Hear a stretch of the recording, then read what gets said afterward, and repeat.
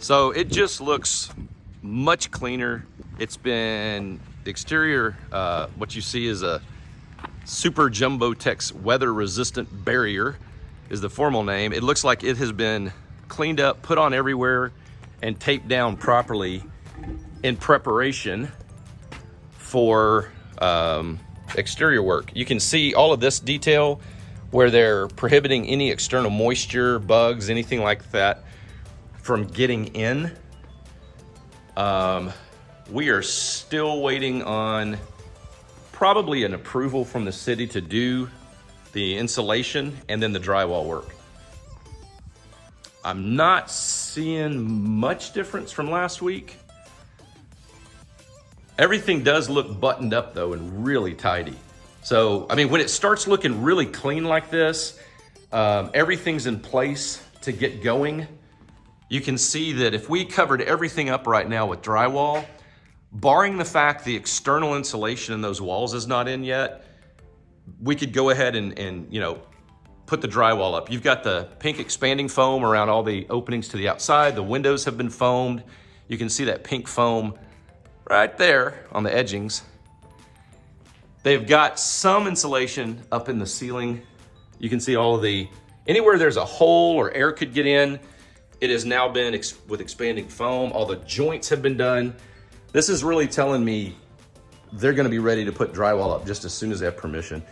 The other thing too is these external walls, everywhere you see that, you're gonna see batted insulation go in here. Some builders use batt, some builders use closed cell foam, expanding foam. It does the same job, it's just a different product. We're missing a board there. We need to get that board put in there. But everything looks like it's in place and ready to go. It's looking pretty tight. Got the fireplace in, that's looking good.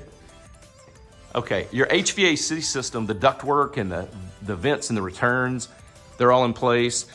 The black, there's a black polymer or plastic product that goes up there under the decking in the attic. The purpose for that stuff is it keeps an air vent when they put in cellulose insulation so that airflow, so your attic works off of convection. It lets hot air come in at the bottom, or excuse me, cooler air come in at the bottom. It rises through the attic, heating up, and goes out the vents in the top. So it's leveraging, you know, hot air rises, and that helps evacuate all the heat in the attic.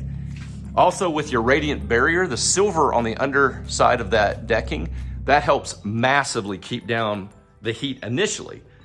And then all the insulation helps keep the cold air in here.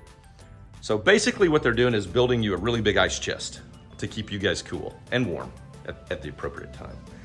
So yeah, they've got, I'm wandering around as I'm babbling at you, but they've got all the pipes insulated. I mean, everything looks like it's really been tightened up and they're ready to go. They've got, they have really used a lot of OSB board.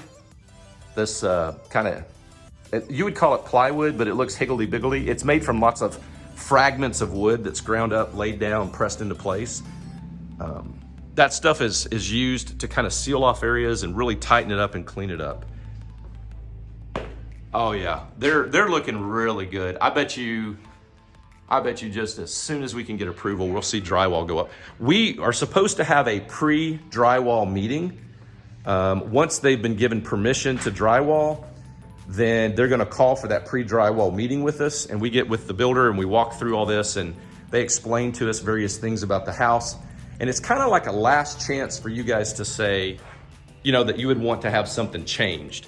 So they don't really want any major changes. They really wouldn't even allow them. But smaller things, you know, like if you said, oh man, we've really got to have an electrical switch here or something like that, they can do that at that point. That's why they do the pre-drywall meeting, just to make sure something that's mission critical, something that just would break your heart because it's not there, it's unusable, or something they missed, in all fairness, can be addressed and handled. But I'm excited. It looks a lot tighter than the last time I'm out here. It looks cleaner. To me, this looks like an active job site where people have been working and they're ready to put up drywall. So that's exciting.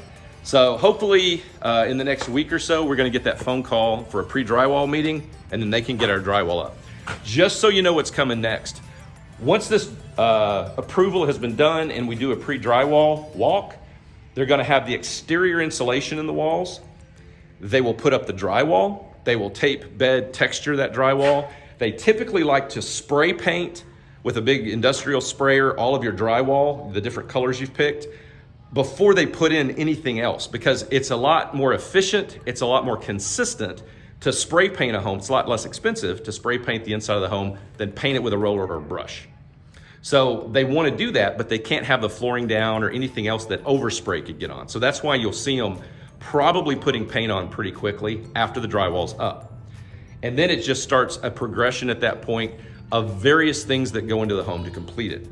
They move pretty quickly, but as we get into more intimate things, or intricate things, I should say, it seems like it slows down, but it's just because it takes longer to do the detail work. All right, guys, I hope you've stayed safe and happy and well. Miss seeing you guys, and let's get back to business. Enough with the COVID stuff. Hopefully everybody out in the world's safe as well. But yeah, I'm excited. I think we're gonna make some progress here pretty soon. Okay, we'll talk to you soon.